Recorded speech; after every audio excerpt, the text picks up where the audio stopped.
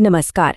आज हम बात करेंगे अमेरिका की एक बहुत बड़ी नई इमिग्रेशन पॉलिसी के बारे में।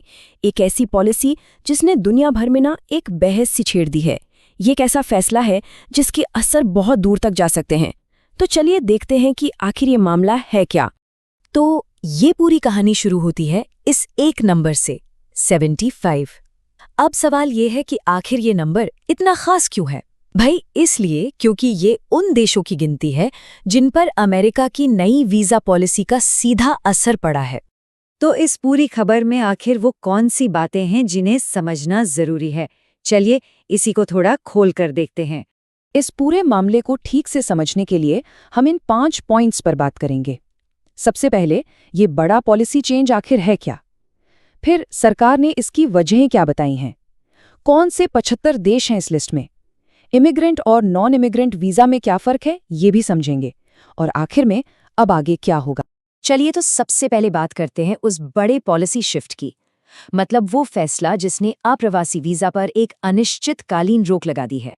तो देखिए, अमेरिका ने 75 देशों के नागरिकों के लिए जो इमिग्रेंट वीजा की प्रोसेसिंग है उस पर अनिश्चित काल के लिए, मतलब बिना किसी तय समय के, रोक लगा दी है।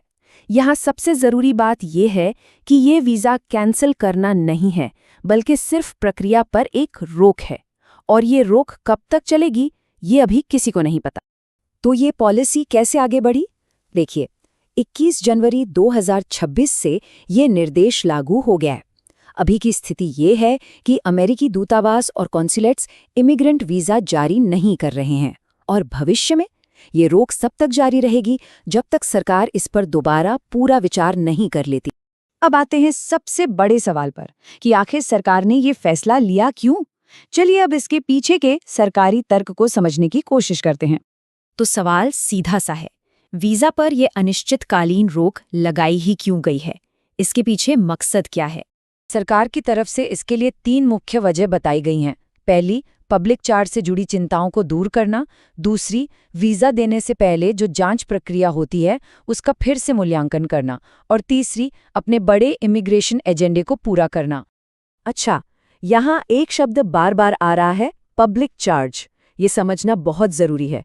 पब्लिक चार्ज मतलब एक ऐसा व्यक्ति जिसके बारे में ये संभावना हो कि वो अमेरिका आकर गुजारे के लिए सरकार पर निर्भर हो जाएगा, जैसे कि सरकारी मदद या लंबे समय तक सरकारी देखभाल पर। और सच तो ये है कि यही कानूनी वजह इस पूरी पॉलिसी की जड़ है। तो फिर इस लिस्ट में कौन कौन से 75 देश हैं? चलिए देखते हैं कि इसका दायरा कितना बड़ा है। और ये लिस्ट देखकर एक बात तो साफ हो जाती है, इसका असर किसी 1-2 इलाके पर नहीं बल्कि पूरी दुनिया पर पड़ रहा है। एशिया से पाकिस्तान, बांग्लादेश, अफगानिस्तान, इराक, अफ्रीका से सोमालिया, नाइजीरिया, घाना, इथियोपिया और दूसरे क्षेत्रों से रूस, ब्राज़ील, हेती जैसे देश भी इसमें शामिल हैं। हाँ, ये पूरी लिस्ट नहीं है, ये मीडिया रिपोर्ट्स के आधार पर है। अब जो अगला पॉइंट है ना, वो शायद इस पूरी बात को समझने के लिए सबसे ज़रूरी है। मतलब किसके लिए वीज़ा रुका है और किसके लिए नहीं, ये फ़र्क जानना बहुत ज़रूरी है। तो देखिए, फ़र्क बिल्कुल साफ है। एक तरफ है इमिग्रेंट वीज़ा जिन पर रोक लगी है।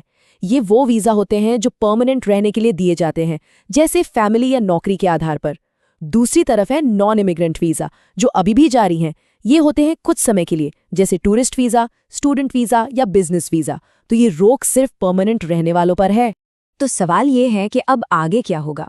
चलिए ज़रा इसके असर को देखते हैं और ये भी समझते हैं कि जो लोग पहले से ही एप्लीकेशन प्रोसेस में हैं उनके लिए इसका क्या मतलब है। तो जो लोग आवेदक हैं उनके लिए कुछ सलाह है। हो सकता है कि वीज़ा इंटरव्यू और एप्लीकेशन की प्रक्रिया चलती रहे, लेकिन इस रोक के दौरान कोई भी वीज़ा जारी नहीं किया जाएगा। सबसे अच्छा यही है कि अपडेट्स के लिए अपने स्थानीय अमेरिकी दूतावास या कॉन्सुलेट के संपर्क में रहें। ये भी पक्का कर लें कि आपकी वीज़ा कैटेगरी इमिग्रेंट है जिस पर रोक है, या नॉन इमिग्रेंट जो अभी भी जारी है। और हाँ, हो सकता है कि आपसे एक्स्ट्रा फाइनेंशियल डॉक्यूमेंट्स मांगे जाएं, तो उसके लिए भी तैयार रहें। एक और बात जानना जरूरी है कि इस पॉलिसी की काफ़ी आलोचना भी हो रही है। जैसा कि द वॉशिंगटन पोस्ट ने कहा है, इस कदम की अप्रवासी वकालत समूहों और विशेषज्ञों ने आलोचना की है, जिनका तर्क है कि एक गलत तरीके से विकासशील देशों को निशाना बनाता है और इससे राजनीतिक और पारिवारिक संबंधों को नुकसान पहुंच सकता है। तो आखिर में ये सब हमें एक बहुत ही बड़े और अहम सवाल पर लाकर छोड़ देता है कि इस तरह की अनिश्चितकालीन रोक आने वाले सालों में इमिग्रेशन के रास्तों और दुनिया भर के देशों के साथ संबंधों को कैसे बदल कर रख देगी। ये एक ऐसा सवाल है जिसका जवाब भविष्य ही